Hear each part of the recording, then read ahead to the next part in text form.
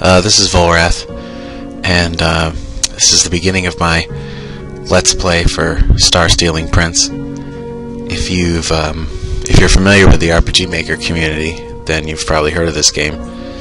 It came out roughly a year ago, a little less, and it's been very well received since, deservedly so.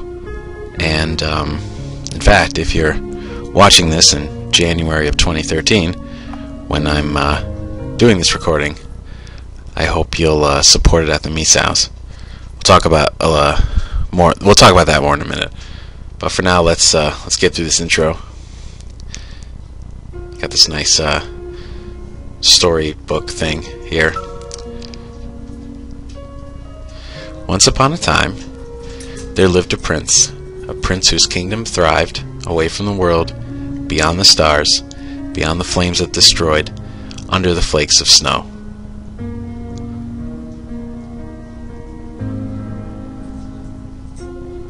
In this kingdom, the subjects are one with the prince. If he is happy, they are happy.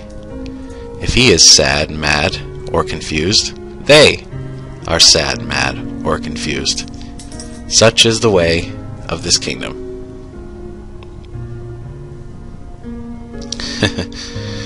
You gotta love how it just sort of shuts down any nitpickers with that line. Hold on. As of late, the prince has found himself sad. Try as he might, he cannot hide it. Not from his subjects, not from himself. This cannot go on. What is wrong, I wonder? It all began with a dream. Dreams that fools dream. Of something. Of nothing. At the same time. Burning snow. So, this game is pretty straightforward about its fairy tale vibe. Oh, there's one more line. We begin our tale with his return.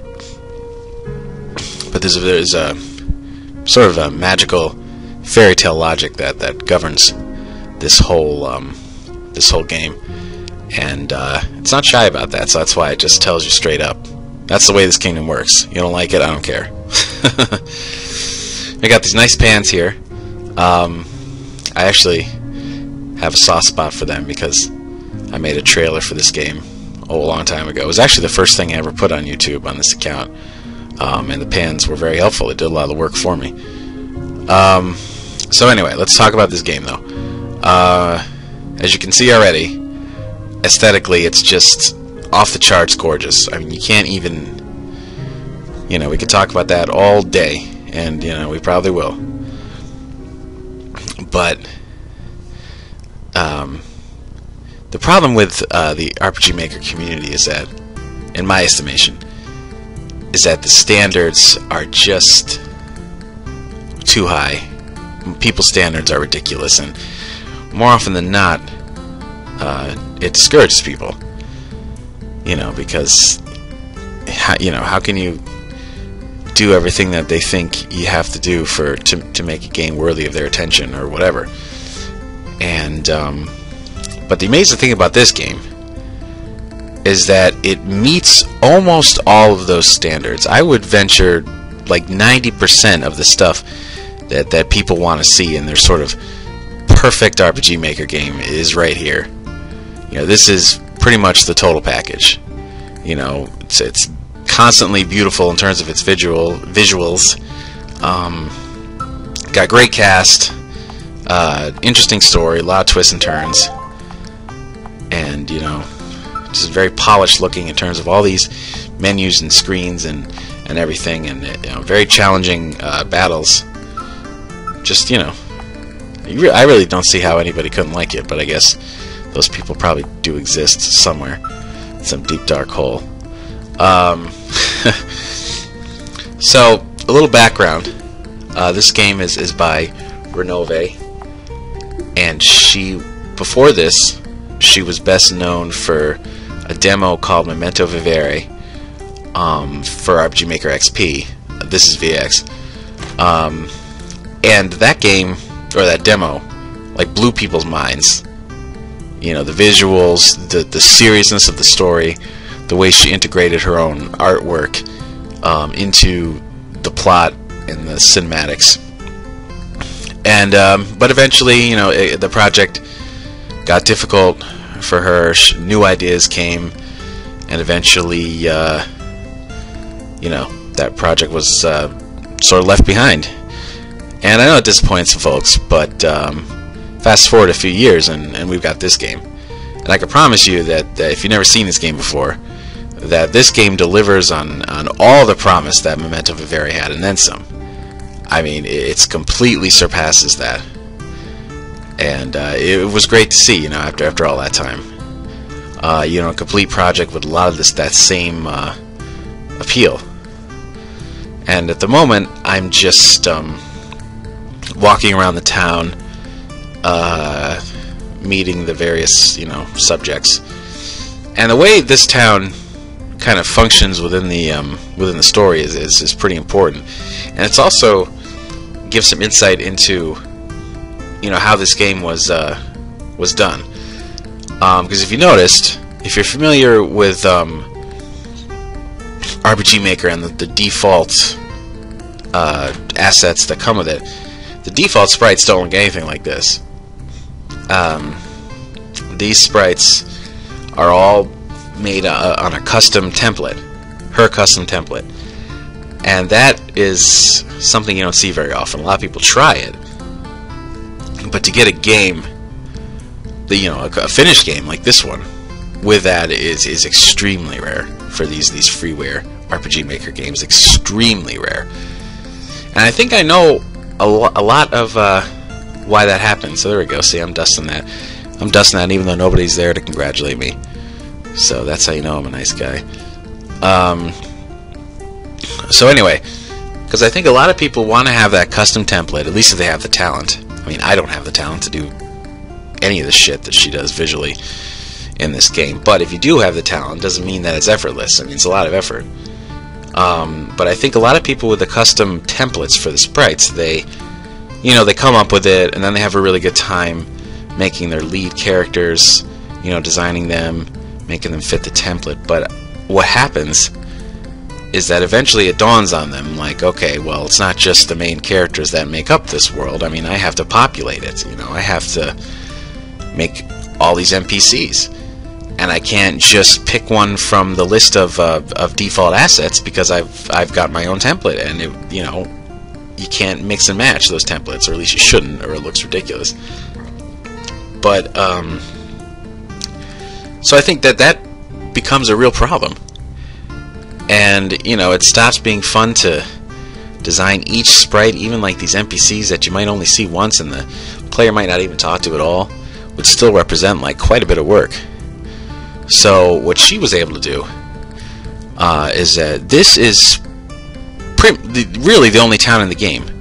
There's other places where people are that you'll see, but this is really the only town in the traditional RPG sense of the word.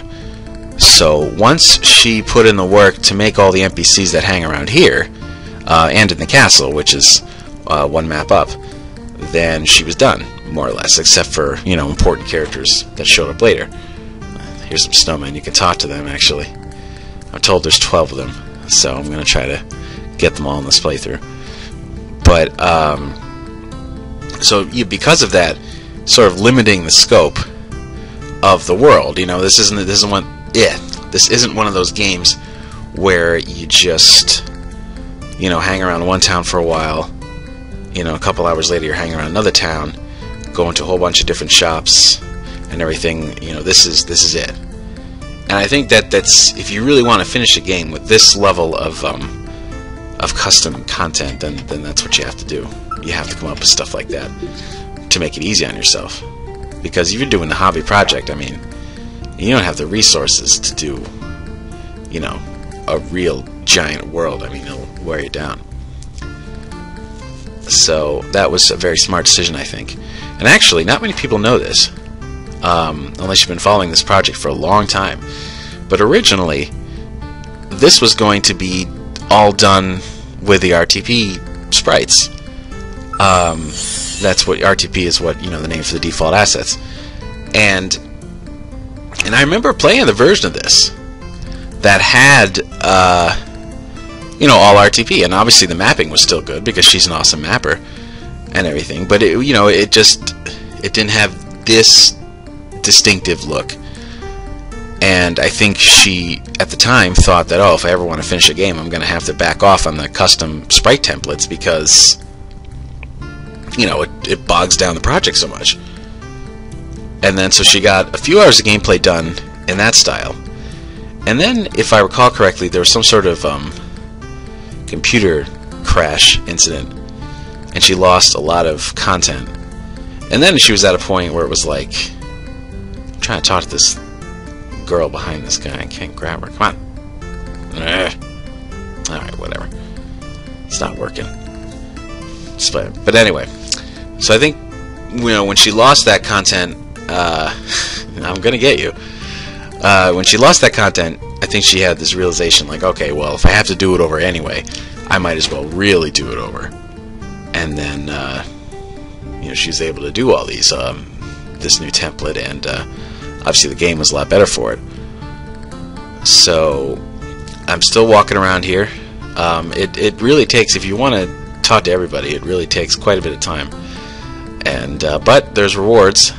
That's one thing with the games that she does. I mean, she really would like you to thoroughly explore, and if you do, there's typically a reward, or several rewards, I think, in this case. So I'm going around here, I'm talking to every last friggin' person, investigating a lot of random, desks and things like that. So hopefully that will yield rewards. So anyway, if it's not clear yet, there we go. See, I got her. They switched places while I was in there. So if it's not clear yet, I was really impressed by this game. I think it represents the best of what it's capable, of what RPG Maker is capable of. And I'm sorry if I sound weird today. I've been fighting illness, so I'm a little congested and not quite as on my game as I might have been. But driving hard here. 28 minutes is a long time to talk. So I'm basically going to be making the case for why you should vote for this game for Game of the Year at the Misaos over at RPGmaker.net. Please do if you're able, and if you like what you see, of course. But, something tells me you wouldn't be sticking around for this whole thing if you didn't. But even if that's over, if you're watching this in the future, and that's been decided, hopefully, in this game's favor, I'm still going to try to communicate exactly what it is that makes this so exceptional. Because I'm definitely not alone in that opinion. I think, this is... A lot of people try to do something like this, and they're not able to because it's a lot of work, and it's daunting. And, and it can be, disheartening if you're not... if you're looking for instant gratification, RPG Maker just isn't good, isn't good for you, period. But this kind of thing, especially, you gotta put in a lot to get a lot. So we're still walking around here, and there's a lot of folks in the bar, and there's just all these good details with these maps. In one of those other rooms, the one with some kids were sleeping or whatever, or there was some kid's bedroom, you'd see like one stuffed animal is kind of on the bed, sort of almost falling off, and the other one was right in the middle of the bed. Those details. Even down here with these two playing cards, and you could see a bunch of cards right there on the table. That's, that's all a creative decision. I think that's sometimes what people don't think about either. Is that a lot of this stuff is a single creative decision, and it's little touches like that make this what it is. So in regards to how this Let's Play is going to work, each one's probably going to be like 25-30 minutes, something like that, somewhere in that range. So longer than the clean slate ones if you were watching that. But the game's also not quite as long as clean slate, about 10 hours I think I said once before. It may be shorter this time because I've done this. I played this already, so I'll know what to do Although I'm still taking my sweet time going through all these buildings. You know, you got to really put in some time if you want to make the most of it. And I will be glad I did this afterwards. So we're gonna, you know, this is a mostly serious game. It's got some, you know, humor in it, but it's mostly pretty serious. So we're gonna treat it with seriousness. And you know, this isn't one of the. There we go. Oh yeah. There we go. That's. I'm gonna get some goodies early. You know, so I don't even have to be told to go look for them when I go on my official quest. I'll just take it now. So, but we're gonna treat this, you know, seriously, like a sort of a scholarly commentary, I guess. You know, we'll have a little fun, but I'm not going to be sitting here like just making jokes at the expense of the game or the characters the way that some of these things do. I mean, this is kind of aiming a little higher than that. And you know, I mean, there may be times when I go on little digressions to kind of fill the time, but hopefully it'll all be interesting to listen to. And if there's ever like sound problems, you know, when you're listening to this, let me know. And usually, you know, it's too late to fix them for the individual entry that you're talking about, but short of recording a whole commentary again, which I don't particularly want to do. But it'll help me for the next one. And oh, another snowman. Yeah, it's gotta be nice to be a snowman, a place where it's always winter. I mean, you probably can't come across a better arrangement than that. You've got to worry about melting. So I'm thinking, you know, we'll have a good time with this, and you know, I hope that it walks away with Game of the Year, because as it turns out, that title is currently held at the time of this recording by my game, Master of the Wind. And if I could handpick a successor, this would be it. So I hope it works out that way. But you know, in the end, it's just a title, and it's not going to take away, you know, this game's worth or anything like that if it doesn't work out. But you know, I am quite invested, which is funny because I thought, oh yeah, you know, I'm not up for anything this year. This is the year I can sit out, but no, I'm not going to sit out. I'm going to do what I can to, you know, to get the word out. Okay, nothing back here. I thought there might have been. So we're just about done here, and now we'll head up to the castle map. And you know, you got to look at the lighting with this stuff. I mean, it's just immaculate.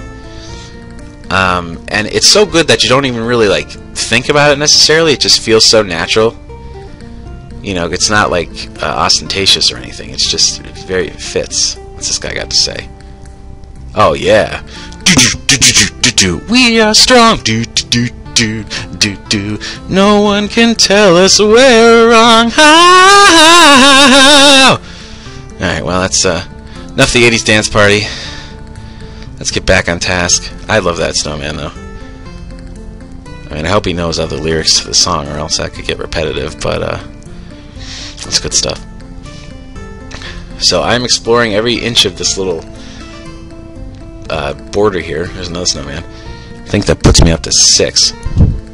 So I would be halfway done. And naturally, I mean, this is not the only map with snow on it, so there will be plenty more to find.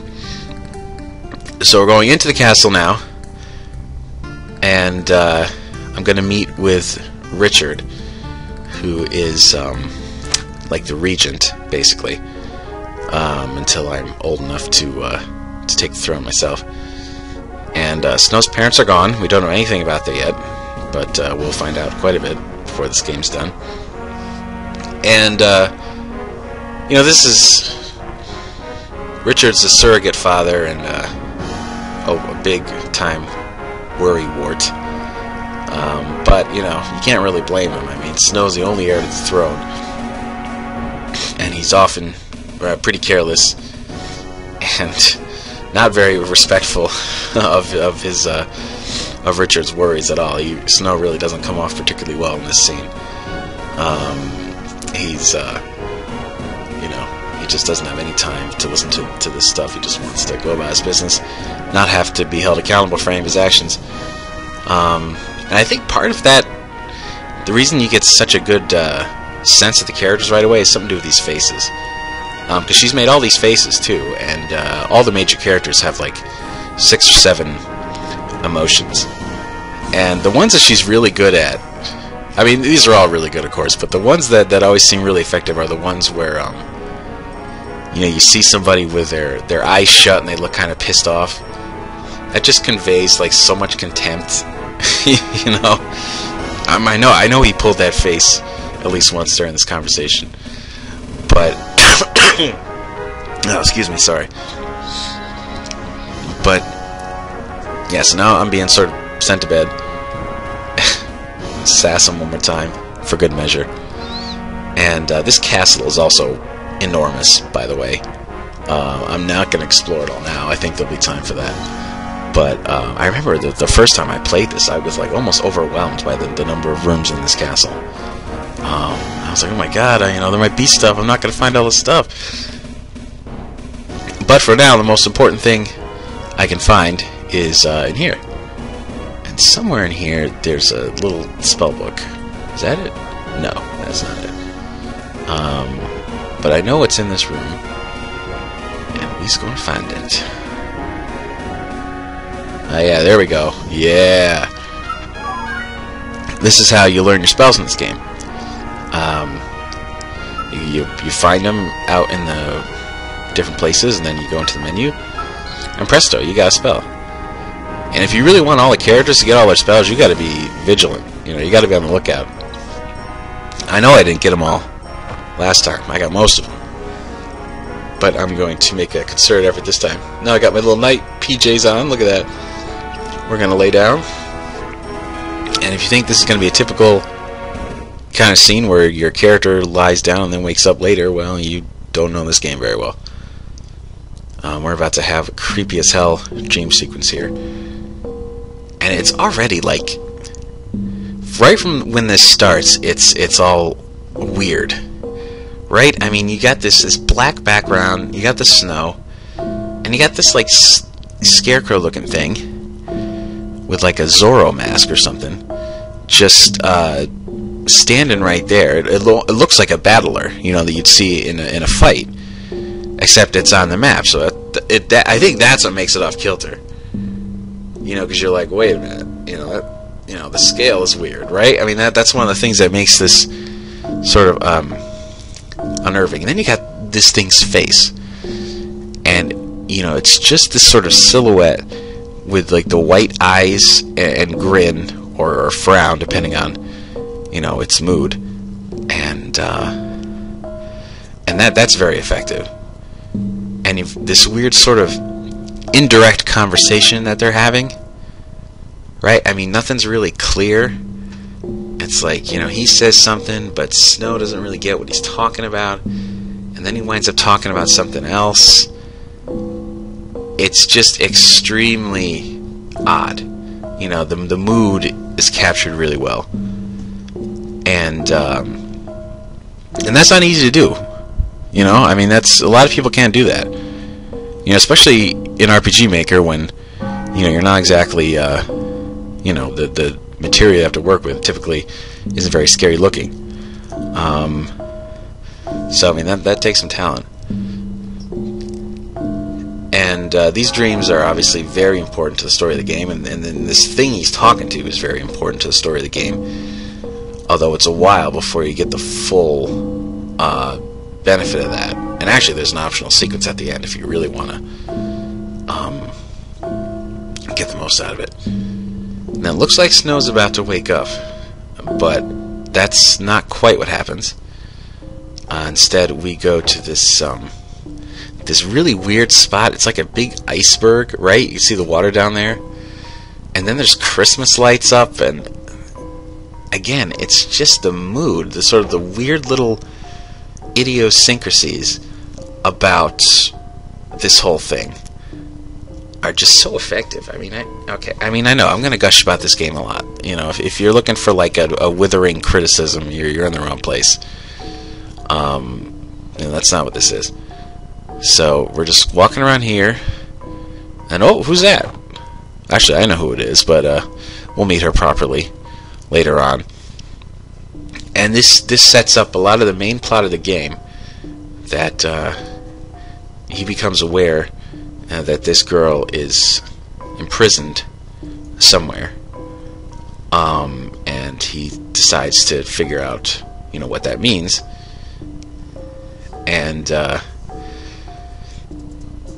whoever this creature is that he's dealing with is, extremely, really has it in for her.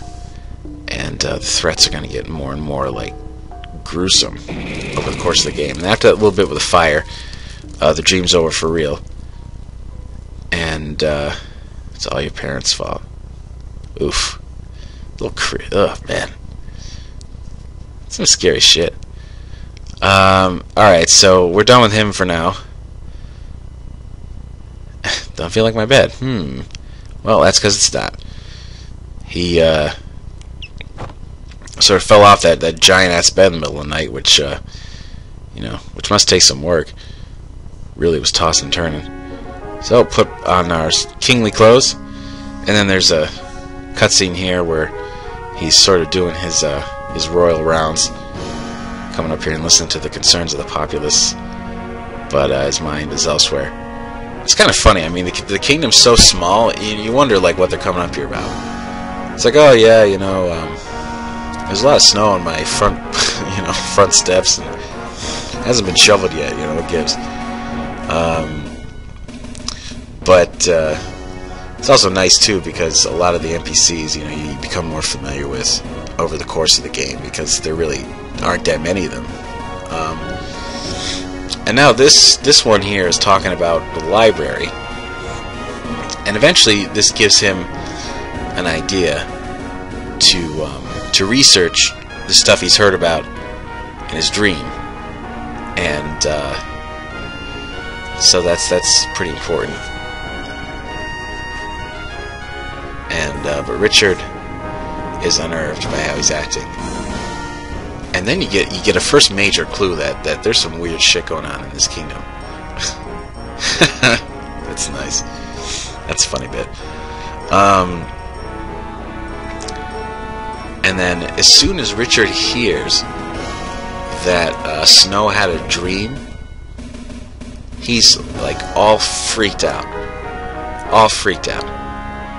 And that that raises a red flag, because you and me, we dream all the time, and we don't think much of it. But he's like, a dream? You're supposed to tell me to have a dream? That's a big deal. Although Snowe doesn't think it is, but Richard does, for reasons that we don't know.